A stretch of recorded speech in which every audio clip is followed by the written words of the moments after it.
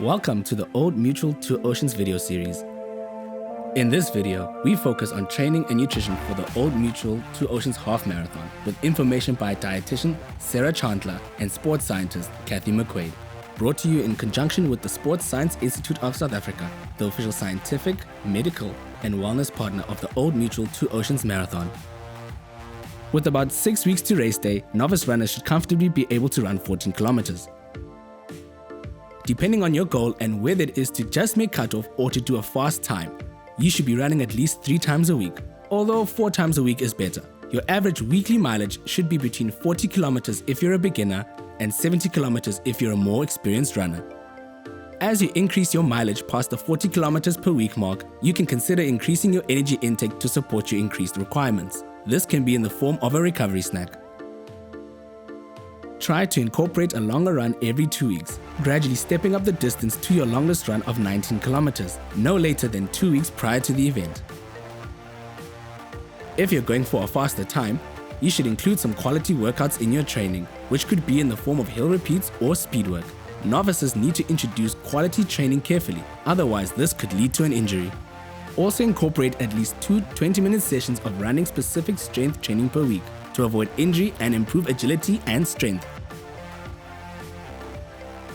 The strength training and possible hill repeat sessions should prepare you well for the longer uphills you need to face in the Old Mutual Two Oceans Half Marathon. Choose undulating routes to train on, and if you're local, practice running up Southern Cross Drive.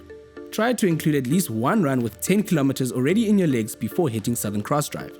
Psych yourself up for the hills, as there is over 470 meters of climbing in the half marathon.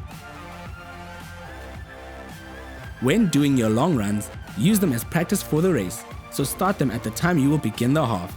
Eat or drink what you plan to have before the race, and even wear your gear to get used to the fit and to see if you chafe. You may benefit from including carbohydrate-rich foods or snacks in your longer runs that exceed 15 kilometers. You can try out a variety of race day options, for example, gels, Powerade, peanuts and raisins, sports bars, and baby potatoes, keeping in mind what will be on the race tables: Coke, Powerade, water, and sometimes jelly sweets. Work out the options you will need to carry with you on race day. Don't forget to be environmentally conscious and make sure you use the Go Green throw zones on the route and don't litter. It's also important to practice your post-run strategy, which should form part of your regime. A recovery snack can be included after your longer runs. If your running is part of an overall weight loss program, your inclusion and choice of recovery snacks needs to match your weight loss goals.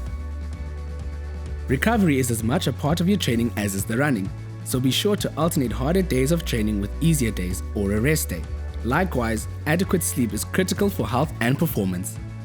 Tapering is the reduction of your training load before a race, and it is essential so you can perform at your best and not have a tired body. Completion of your longest run 2 weeks prior to race day usually marks the start of the taper, where your mileage will be decreased by approximately 30% in week 1 and at least 50% in week 2. A few short and sharp sessions are maintained to keep up the intensity and your fitness.